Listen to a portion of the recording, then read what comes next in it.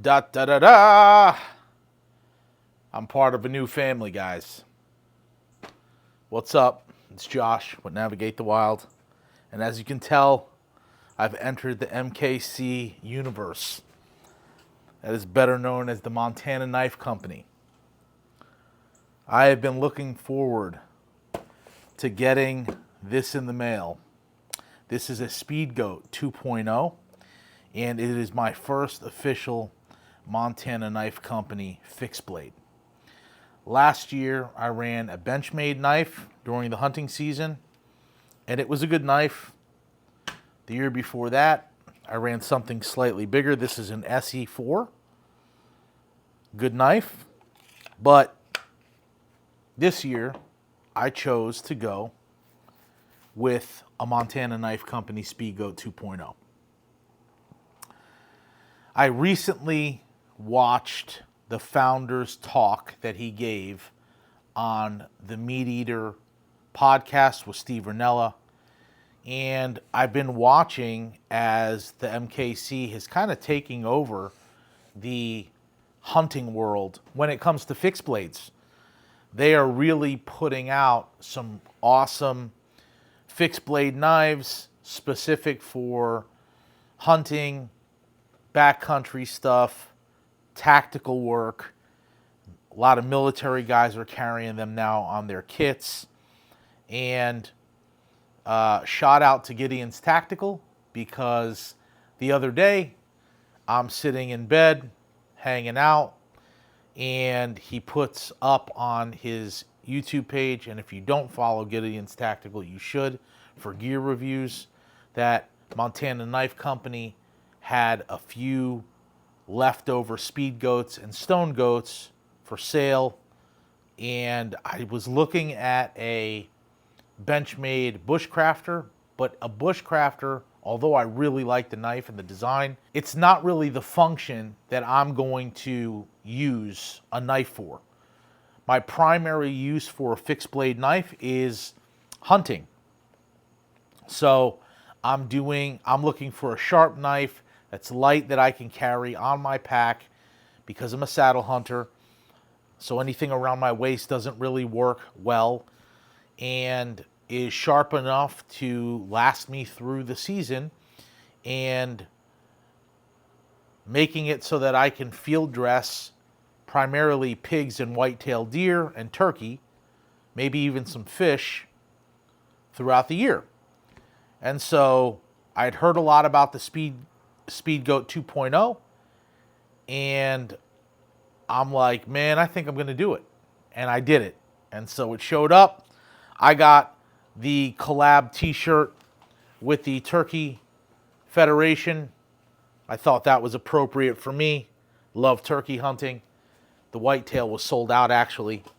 And so I got the turkey. And I'm super pumped. Haven't opened this yet. Kind of want to show you what you get when you get into the MKC family. So right off the bat, the box is really cool. It's got a topo map. It looks like a SpeedGoat's skull on it.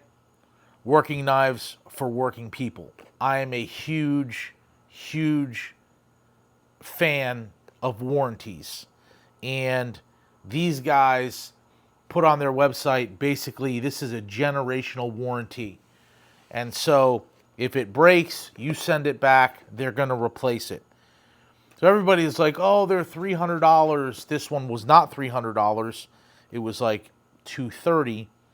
You're never having to buy another SpeedGoat. So to me, it's worth it. None of the other big brands, other than Essie, does that. And Montana Knife Company does. The idea, I've got a 10-year-old son, that I could one day pass this on to him, and then one day he could potentially pass it on to his son. Just a really cool idea to get behind. I love that tagline, the generational warranty. That's just so cool. Obviously, 100% made in the U.S. U.S. made products, U.S. sourced products, you're going to pay a little more. I'm okay with that. I like stuff being built and sourced here in the U.S. One thing that Steve Rinella said that really piqued my interest when he was doing a Montana Knife Company review. He said, these things look like they've been sharpened from something from outer space. And that's one thing that I keep hearing over and over again, is that Montana Knife Company knives are just so sharp right out of the box. And the founder said on the Meat Eater podcast that you should easily be able to get through a hunting season without even resharpening this thing. They do have lifetime sharpening, so you can pack it up, send it back, they'll sharpen it and send it back to you. So you get the box, really cool topo map, skull, knife, all that good stuff, and you open it up, and the first thing you see, overview of the ultralight SpeedGoat 2.0 by Montana Knife Company. I don't know if you can see that, if I'm getting that into focus, but let's go over it. So basically the overall length of the SpeedGoat, 7 3/4, the blade length, 3 3/4, ultra thin, ultra light, it's only 1.7 ounce blade, 100% US made, hand finish in Frenchtown, Montana. It's a 52-100 carbon steel, ball bearing tool strength steel, parkerized black finish, minimum glare and rust, oil quench 1525 degrees, and then cryogenically quenched at -320. US made. The handle is skeletonized, but it's also wrapped in 550 paracord. 7+ feet of paracord that could be used in an emergency situation. It's got the logo of the MKC. It's meant to be externally carried, retention screws for custom lock. And then, of course, at the end here, it says the Montana Knife Company generational promise. Free resharpening and maintenance on all blades. Just pay shipping. Just pay shipping. And you can go to their website for details. Josh Smith is the master bladesmith behind this knife. It comes with a cool sticker that'll go on the laptop. That's really awesome. The fast die last. I've never gotten an antelope, but that's on the list. I'd love to. This is actually over elk for me. I'd love to be able to get a SpeedGoat, fastest mammal on earth. So that's really cool. Put that on the thing. And then I went with the olive color. They didn't have a ton of colors. I love olive anyway. So they wrap it up, some paracord, and then some paper. Let's check it out. Oh man. Wow. So they recently did their Sidex sheath. Gideon's Tactical has basically said that the width of this is much like a Spyderco knife. They just redesigned their Sidex sheath. It's got the hole in the bottom to drain water. It has the ability to configure your clip however you want it. It's pretty heavy duty. That's going to fit on my kit like this, so I can just pop it out. Before we get to that though, let's give Preston Brecca some love. Made in the US, inspected and packaged. Thanks, Preston. That's awesome. You get your Montana Knife's buffalo skull, and this is kind of what the sticker looks like. Really cool sticker. And of course, you get your overview. Okay. So right out the gate, olive color, really like it. Olive and black, really cool color scheme. The clip can be orientated. You can also take the clip off, tie it wherever you want it if you wanted to. You could flip this the other way. It has all different types of connection points, which is cool.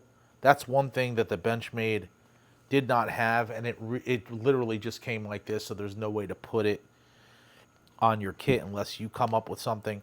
I bought an Ulti clip for it, but even the Ulti clip did not fit really well there. We're going to kind of just look at this together. Okay. So this thing is super light and super thin, man. Holy moly. Compared to the thinness of your Benchmade. Slightly longer blade profile. I don't see a problem with this thing at all. I mean, that is sharp. Don't try this at home. But yeah, it's just taking hairs right off. Man, that is nice.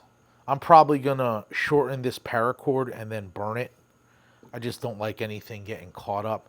But the way that feels in the hand is like perfect. One thing that Josh Smith said was on the 2.0, he brought this guard out slightly here. So when you're working, it fits in my hand really nice. I'm not a big guy, but that fits my hand great. You could work up in here with caping and all that stuff. That is a really beautiful, beautiful knife. So my hope is to be able to take this thing out and get a pig with it this weekend. This thing is so daggone sharp, I bet you that's going to cut right through a breastplate. Not going to have any trouble popping out any of the joints in the hams of a pig or a whitetail. So that'll be fine. And that would do great on the breastbone of a wild turkey here. I'll keep you guys posted, but first impression, I'm super impressed. So I didn't want to just run my new SpeedGoat through a bunch of tests, cutting rope and different things like that. I wanted to actually get it in the field and try it out. It's a special night for us tonight because I'm also taking a buddy of mine on his first hunt trip ever. So we're going to go after wild pigs, and I'm going to try and get one down and then use the SpeedGoat to field dress it. And so it's just an exciting night. I'm actually going to wind up wearing my SpeedGoat on my fob.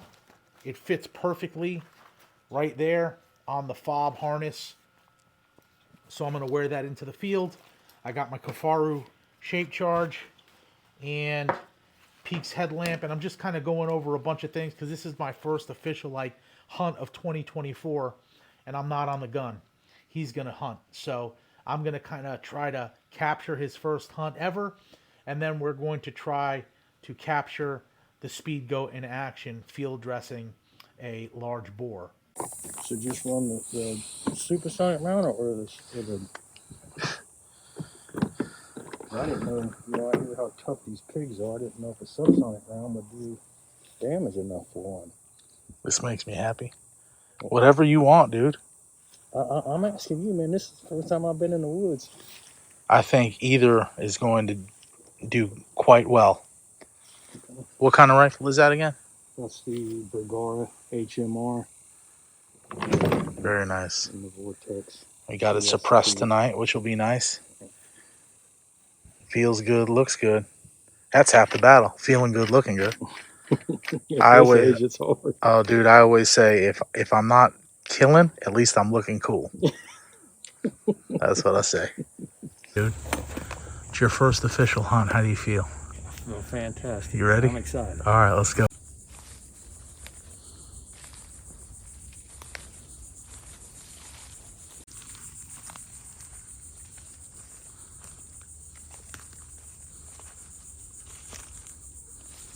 The truth is, the pigs did not come back.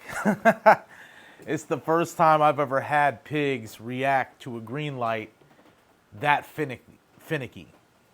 I'm thinking probably what happened was they came in to my right.